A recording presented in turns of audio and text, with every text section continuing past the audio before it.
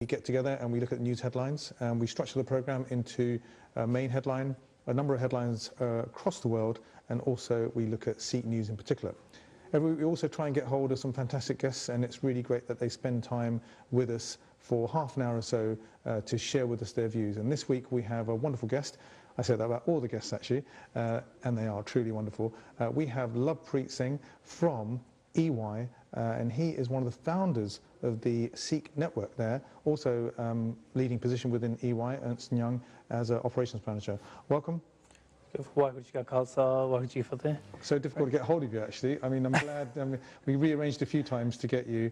I know you're doing certain classes, which you'll tell us about, which makes it difficult. But good to know that you're doing those particular classes. Oh, yeah, they are interesting. So, yeah. So let's start off with the first part of the show where we talk about a main headline.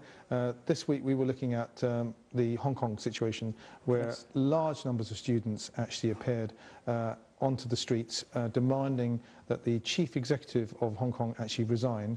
Do you tell us a little bit about what your view is on that? Do you think people power actually makes a difference? Well, yeah, I mean, I think I think people are standing up a lot more in terms of demonstrations and such, and I think what we compared it to was the 1986 riots. It was the 1986 protests. Oh. So the viewers at home, we would maybe recognise them from the famous tank incident where somebody stood up to a tank. There's the picture, isn't it? The iconic picture. It is iconic. The student standing in Tiananmen Square, and there's a massive set of tanks there waiting to say, well, this is the communist authority, and you are a person that that's standing in the way. The irony being that they're the People's Congress, and he's a person who's standing up for the rights of the people. And what's really interesting is that the tank is coming, he walks straight at it, and the tank tries to turn direction, and he moves to that direction. So it's very, very iconic. Yeah. So what we're seeing now is that there's a number of cities, there's 6 cities in particular, where students again are protesting, and that's how it originally started. It was student protests. So they started off with hunger strikes, as with this one. However, they did start. The government did start using force soon after, and we've seen the same thing again here. So tear gas is now being used, and it does, for those that do remember, it will bring recollections back to how it was in 1986. It's interesting, actually. I was reading, actually, in the press, we're talking about the fact that Washington has always walked a delicate tightrope in relation to China, that they're eager to improve trade and economic, I guess, conditions between both countries. There's an interesting irony here that a country can do really well economically, and then you find that they might not necessarily have a good human rights record. That's a bit kind of controversial. No, absolutely. I think it's so everybody has to be somewhat delicate with China. So they're not they're not like Russia. They cannot be bullied. They will be a global superpower one day. So just in regards to economy, in regards to the manpower that they have, the skill set that they currently possess, including the technology. The consumer goods that they're sending over that the West are buying. Exactly. So they're a large exporter of goods. Every country that's currently working with them or importing goods for them do not obviously want to diminish any relationship they have with them. But I think it is good that the US do somewhat feel that they can speak out about it. Of course, there's also they'll be told to back off, though. Well, of course, exactly, and rightfully so. And that's why I said it's just like the Russians. They cannot be bullied. Some other countries may say that's absolutely fine. We'll listen to you. But I think China is in a position where it does not need to negotiate on how it treats or how it manages its own country. Do you think that I'm not comparing it to humans fighting each other, but do you think that the West picks its fights with people that it can? You mentioned the fact that whether or not it can bully one country or not bully another country. Do you think it? I mean, you hear about North Korea. You hear about this kind of so-called thing that was spoken about in the past, which was the axis of evil. So they'll pick a fight with certain countries and not with others. Do you think that's something that is coincidence, or just, then there's all this kind of theories about the conspiracy theory about CIA get involved in certain situations for regime change. There are obviously other agendas at play here, aren't there? Absolutely, absolutely. And I do. So to answer your question, I think yes. I think they of course do a due diligence as such in terms of looking at which countries on how much they can quite be as forceful as they can. But I think with China, like I said, I think they would respect the fact that they've been asked to back down. And from looking at it, it was actually promoted a lot more by social media from the West as well. So I can't remember that the term was used. I think it was called the umbrella. It's called the umbrella protests, and that was a term that the social media picked up on straight away, just because it was quite catchy. And the reason why they used umbrella protests is because the people that were protesting used umbrellas to fight off against the tear gas. So having catchy slogans like that will then give exposure to the situation across the world, and that's the kind of deploys that I'd say US, but the media have used in order to give exposure to the subject. Hong Kong does have an interesting kind of setup as well, doesn't it? Because it was British for a while, then it was kind of handed back over to China, and then and I've said this before in a previous show as well, that the contradiction that exists with regards to communism, true communism, versus them having a kind of warped sense of capitalism in there as well. Exactly, yeah. And obviously what's good in one sense is that living standards are improving, but then you couldn't necessarily argue the same thing about people that live out in the villages. There's a very famous documentary that if you ever get a chance to see it, called Ant People. I think it was a BBC documentary that spoke about the competitiveness of the education industry as well, how certain people are kind of fooled into going to certain universities in China because they're not kind of like the top universities. It's really, really competitive, like it is in many countries, like it is if you've got a 10-year-old kid and you're wanting to send them to grammar school. If you want to send the kid to a selective school, it's very competitive. Okay, so let's move on. Thanks very much for that. We also note that we find that the Ebola situation in Africa is on the rise. This is a very sad situation. This is about a particular disease which is fatal. They are trying to produce a serum. I think last week in the news there was one case that came up in the US. I think it was in Texas, which is contained now. But if you look at the forecast in terms of, I think we've got a picture up, we can show you the affected areas in Africa. But if you look at the forecast of how quickly this disease is going to spread, we had Dr. Garcher on some time ago, and he was saying, interestingly, it's if you look at pneumonia, pneumonia also is bad as well. All these diseases are bad, but I wouldn't say it's sensationalism. I would say that it's really bad the way it's affecting those particular countries, and especially with really, really poor people. The point I wanted to make was that I wonder if there has been a kind of a cut down on looking at the NHS is in the news as well.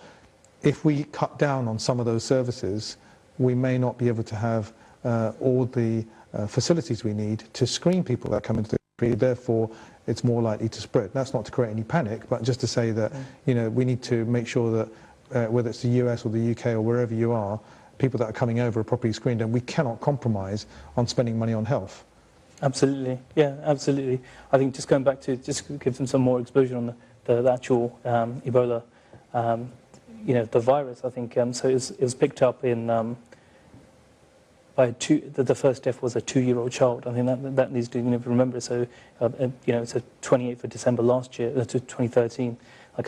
The death was, a 2-year-old child, and since then the neighbouring countries. So it was picked up in Western Africa. So Sierra Leone and Syria were the two largest. It's a body contact thing as well, isn't exactly, it? Yeah. So they were the two largest countries that were affected.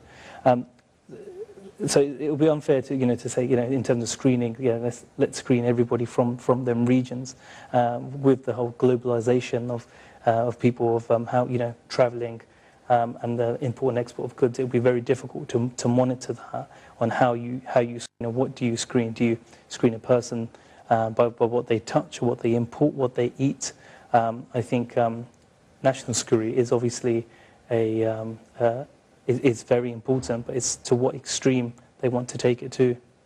Do you think that we would have ever realised that possibly austerity, this whole term that's used about the fact that you need to be more conservative, inverted commas, with the amount of money that you spend or don't spend on certain public facilities, like, for example, with the sad situation this week with regards to the teenager that was found dead in the River Brent. Wonderful girl. We can't really talk about it much for legal reasons, but there's a possible suspect that may have come from mainland Europe. So maybe someone suggested that, again, due to financial cuts, it could have been that that was compromised. The particular amount of money that's spent to screen people leaving countries who are previously convicts or who have killed in the past. Again, at this stage, it's an accusation. That person, it's on the news everywhere. They're looking for the guy in case he is the person. So that's another example of skimming on essential services, which ultimately puts people at risk. And then there's a suggestion that what we could do is actually only give money to other countries from an emergency fund perspective, but not invest in countries in terms of in the help that they need. So there's a couple of points here. One on, are we skimming on essential services, not necessarily us, but other countries? And secondly, is there a situation here where the whole way that the moda operandi and the way in which we spend money is actually focused on emergencies only?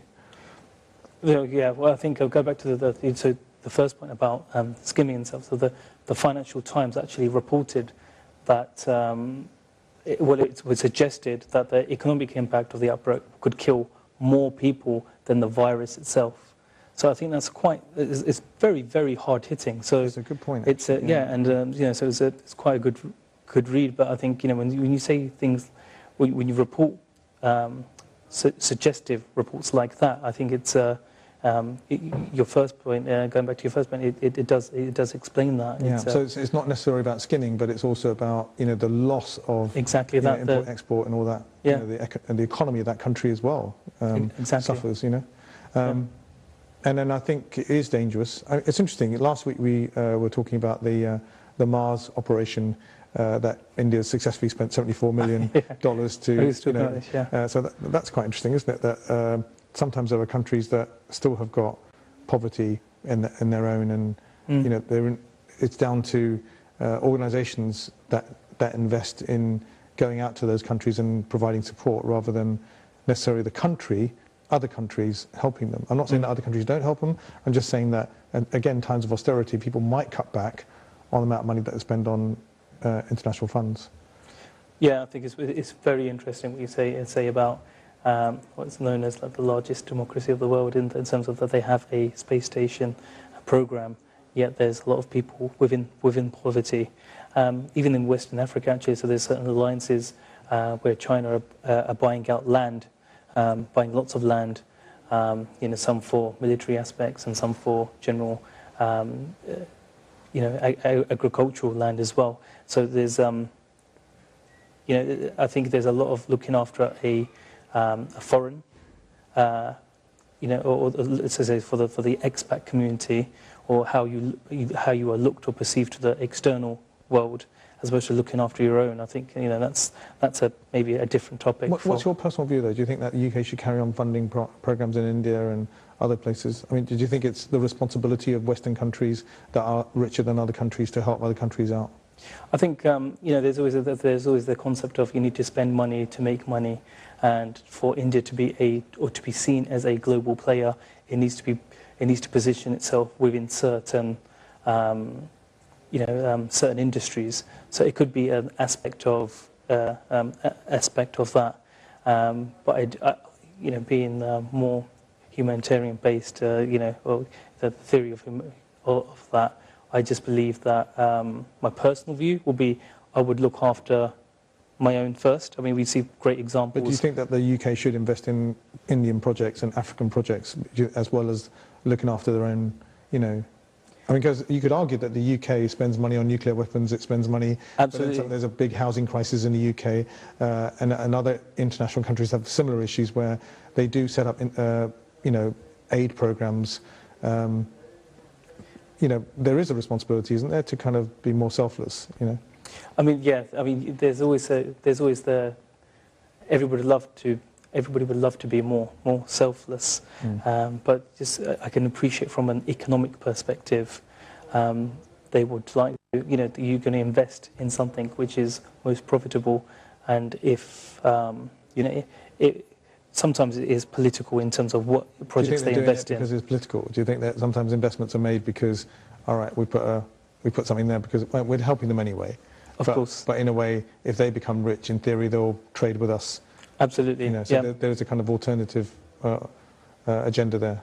Absolutely, there always is. So I think there's an economic perspective, and there's also a political one. Alternate agenda is the expression, as they say. Yeah. Let's also talk about another item that was actually in the Guardian. There was an article in there. We've got some interesting pictures. Now, this was photographs that were left over from the recent war. There were photographs that were depicting what's actually happened to the victims. The victims on both sides, but in this particular case, the photographs that are taken are in Gaza. So what we see there is we see a kid holding a guitar. That is really, really important to him. We see another photograph with a couple who are holding, which was a wedding gift, which they felt quite important to them. There's a number of photographs there. I think they're quite profound this is a media show. Media at the end of the day, whether it be journalists who, bring their photographs to the world community to see, these are the ripple effects of war, aren't they? Absolutely, absolutely. So I think we should not take away from the pictures that some people would, look away upon, which we tend to see in wars, which babies crying and the images of dead bodies and blood. I think that's always there. But I think the pictures that are showcased now is showing, exactly like you say, it's showing a different angle of what the war leaves behind. So it's looking at reassessing your whole life as such, and say, what is important to me, what is it what I used to perceive as what's important to me then compared to what I have now, and what I have left. Exactly that, yeah. Of what do I have left? What is it that I hold most valuable? You were giving me before the show started. We were talking about shiny shoes. Yeah. So one of the things. Yeah. So one of the things. The pictures of the person with the shiny shoes, and it just reminded me of when we moved to my house extension. That the shoes always got dusty, so I'd have to polish them when I got to work. So I can appreciate for somebody that is living in this rubble, a clean pair of shoes is something that reconciles from what he used to see or remember as a normal life. And I think there's a term that's used in business, you're in business, called disrupt. Right? Now, a lot of people use that word at the moment. Oh, you must be disruptive. In order to be disruptive, you will make a change in your business. You will make a change in challenging the traditional ways of doing things. But disruptive had two elements to it. Sounds very similar to destructive, disruptive, right? Disruptive in a business context means here we are, we're able to challenge the norm. Disruptive in a war situation, like in the shiny shoes example, is the whole of that person's life has changed. They may not go to work. If you're a student in Hong Kong, you may not be studying. Your classes may be cancelled. That's major disruption, right? Disruptive in the context of these pictures is that the whole of the side of your house has been blown apart, and you're not sure whether you're going to get milk for your kids, I mean, we don't realise how lucky we are, do we? Absolutely. I think it's and just the term disruptive, I think, is used quite strategically. So somebody like myself who works in the city, I relate to disruptive as a delayed train journey, or if a certain aspect of my software that I'm using is being upgraded to another and I have to wait for it, and there's the lag time between that, and I think, and that's how I relate to disruptive, and I think the media use that to downplay what is actually happening, because I know I can't relate to what is the devastation that's happening by using the word disruptive. It sounds temporary. So for us, something that's quite disruptive, we know that something there may be a lag between me getting from what I want to actually getting it. I will get that item in the, I would get there, like I say. You'll get there eventually. Get there eventually. Some of these people may never get back to work because that company may not be there anymore. Exactly that. And so the term disruptive is not applicable. Or even in the case of, I think you mentioned this before we did the program, that even though those items, like for example that picture that with the couple who've got those flowers, it was a wedding gift. Maybe that's all that's left behind, and those items, we talk about the fact that we shouldn't have materialism, but those items are just kind of what links them to their memories, don't they? It's Absolutely. what they feel as something that kind of, reminds them of that time when they got married, Yeah, I mean, we would never know what the actual couple were thinking, and we spoke about, for most people, including myself, the wedding day is also one of the most important days of your life. And the fact that they've got the flowers, which is some part of, albeit, if they are, in plastic flowers, that they are somewhat a resemblance of nature. And I think, they find that the most beautiful thing that they want to hold on to. And it's quite a nice story in terms of, in the sense of that. I think pictures are just incredible, aren't they? Absolutely, they're really kind of home the point, whether you watch a film or whatever, they're the things. Now, I wanted to talk about the final part of the programme. What we've got is where we cover the world news in terms of Sikh world news. I got an interesting note the other day about the Weiner Library is holding an exhibition on 1984. We are weeks away from the fact that it was 30 years ago that we had the awful pogroms over in India, in Delhi, where thousands of people died, and there is widow colonies now, and many people weren't brought to justice. There are very unusual facts like petrol came from the same place, the mobs knew where the Sikh households were, and people have been investigated, and there have been 9 or 10 committees, I don't know. There are people like Phoolka, who's a lawyer over in Chandigarh, who've tried his best to get justice for the victims. And these are pogroms, they are not riots. There's a massive difference. Pogrom has its word origins in the Jewish community. It does mean that one side was hitting the other side. Now, this exhibition is called 1984, the 1984 Anti-Sikh Pogroms Remembered. The launch is on Wednesday, the 29th of October, and the contributions of this project include contemporary Indian artists. We've also got Harvinder Singh Phoolka there, senior advocates are there in terms of human rights. We've also got the academic Dr Navsharan Singh, eminent historian Dr Uma Chakravarti, prize-winning Canadian author Jaspreet Singh, and Parvinder Singh of the National Union of Journalists. And that's the key point, really, that it is actually, the NUJJ, which is really kind of pushing this. We also have the trustee Philip Spencer, and that's the Weiner trustee Philip Spencer, and Indarjit Singh, Lord Singh as well. So all of this, lots of good people there.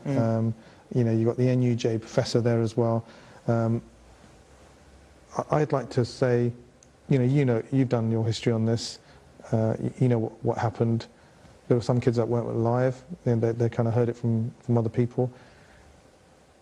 Is it just all talk? Do we just get together and talk about these things? We never seem to kind of, it's good to keep the story alive, of course, right? But what does this result? Why would we? What would we get in terms of benefit from this?